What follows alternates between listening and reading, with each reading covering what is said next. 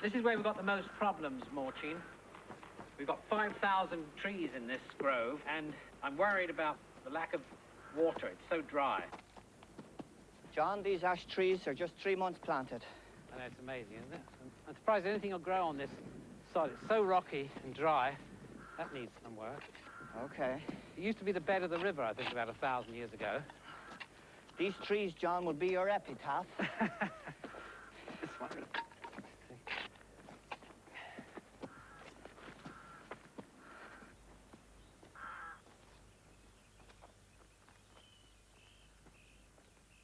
Do these sleeves really work, you think, Morchin? They do, John.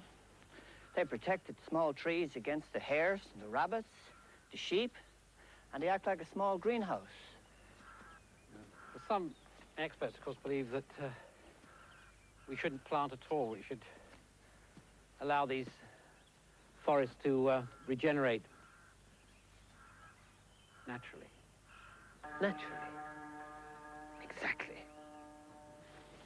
Nature has become a third world country.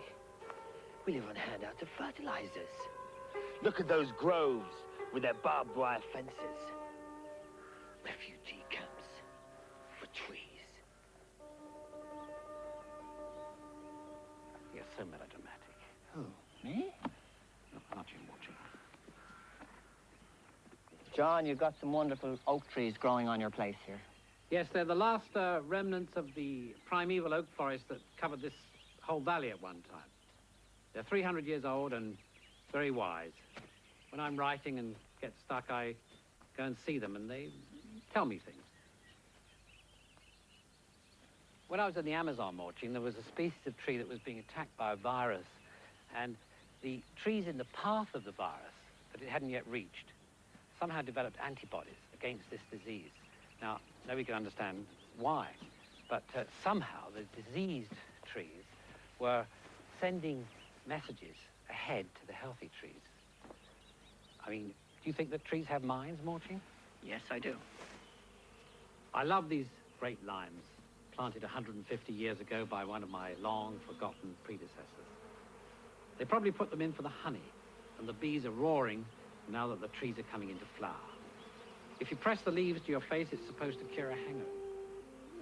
They're not indigenous, but we're putting a few down to take the place of these.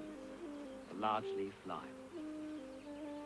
We've planted lots of beech and white willow by the river, also 2,000 pedunculate oaks. And holly, of course, always found with the oak. Golden willow reminds me of the Thames of my childhood. The unsung common alder I like very much, and the spectacular silver birch. A lot of hornbeam, and the sensual downy birch. Hazel flourishes alongside oak. Some wild native cherry, and quaking aspen will tremble all across the land. I love the humble hawthorn. We put in plenty. I'm a bit prejudiced against sycamore, but we've planted some, whereas its sister, the field maple, is very fine. Spanish chestnut, thousands of sessile oak, some black walnut, beautiful, mountain ash or rowan with their scarlet berries, white beam has a lovely downy leaf, and the elder for its flowers and berries.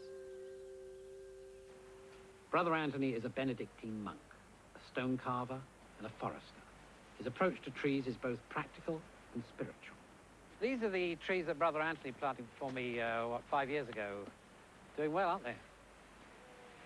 Well, it has been very difficult to re-establish an oak wood on a bare hillside once it has been swept away.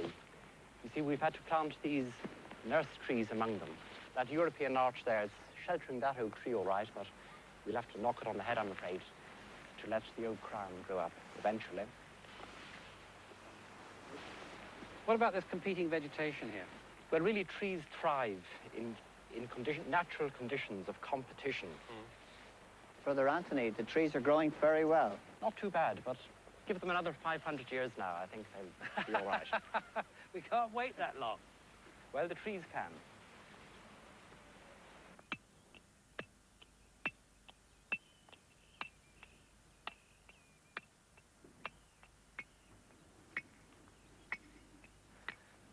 Well, I'm glad you came to finish it at last, Anthony, but I've never really understood why you wanted to do it in the first place. It's so hard and unforgiving, this granite, isn't it? It's very hard, certainly, but it contributes itself to the shape of things. So you see, in these whirlpools, there is a balance between two forces. The gravitational force drawing all things together, and the centrifugal force by which each line tends to go its own straight way. The glacier ground it into this shape. And earlier still, it was molten magma. Now, along comes this monk, trying to reveal its cosmic history with his chisel.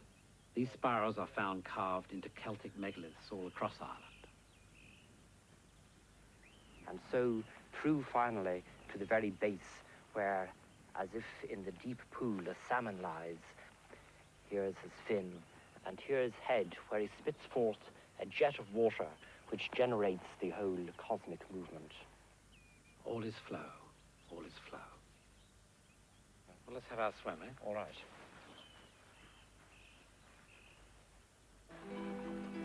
The river is the opposite of the rock, all movement and change. Our river has an inner chill to it. The water has a glacial memory, which is perfect for a monk.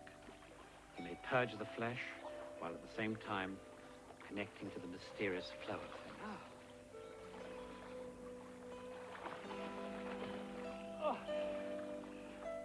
Anxious as I am to give back my land to the forest, yet I'm not ready to be altogether lost in the flow.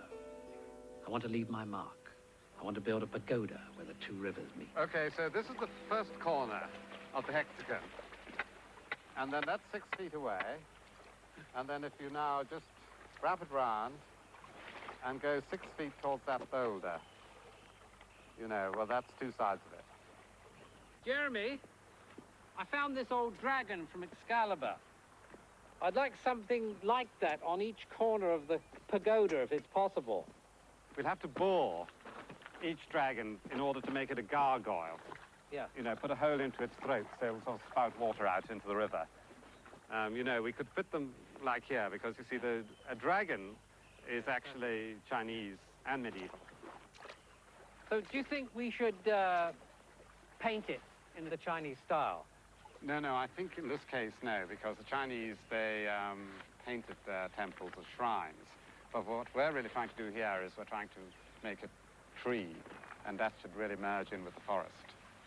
So unpainted wood? Yes. Yeah.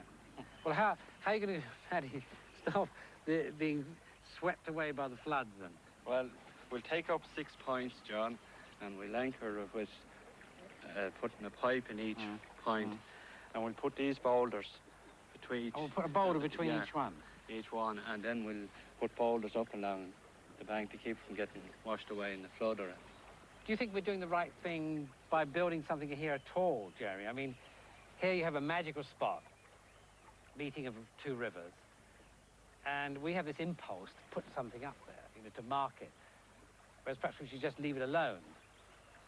But I suppose what we're trying to do really is to connect the chaotic real world to our dream world. Yeah, well, your dream, John, but it's our problem, Paddy. The pagoda will overlook the deep pool in the river